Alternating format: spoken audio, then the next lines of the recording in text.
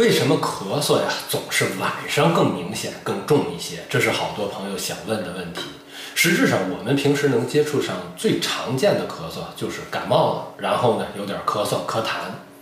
无论是细菌感染还是病毒感染，大家呢感冒之后这个咳嗽呀，总是觉得一躺床上或者是一到晚上这就开始咳嗽，影响自己休息，也影响别人休息。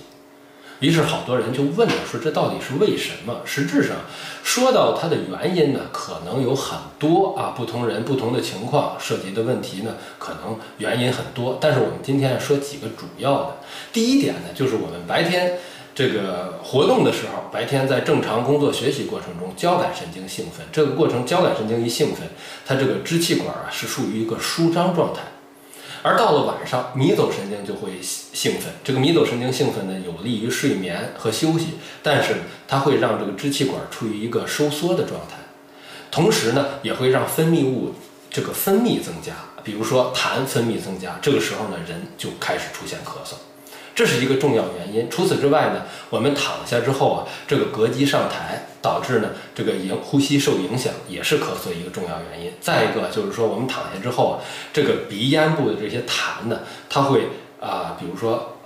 刺激这种咽部，因为它会倒流嘛，会刺激到咽部，这个时候呢也会咳嗽。大概呢，我们平时遇到最常见的这种感冒的导致的咳嗽晚上发生的比较明显，具体是这个原因。但是应该说，如果说你晚上咳嗽比较重，还是应该到医院正规查一查，查明病因，再给他有一个有的放矢的处理。实质上呢，对于一些比如说真的是感冒一些普通的这种咳嗽来说呢，如果晚上咳嗽重的，可以在睡觉之前吃一些止咳药，这样的话呢，能够让睡觉的过程中咳嗽更少，这样不影响休息，不影响自己休息，不影响他人休息。除此之外，实质上在我们心脏内科比较常见的晚上的咳嗽呢，有一种是因为吃普利类降压药带来的咳嗽。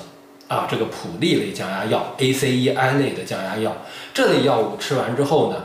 容易导致咳嗽。有的人就会说这个一到躺床上，这就开始干咳，咳嗽特别厉害，也没痰。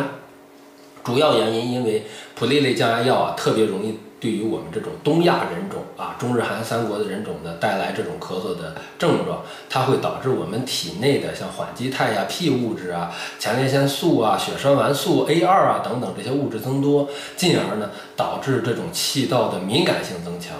出现咳嗽。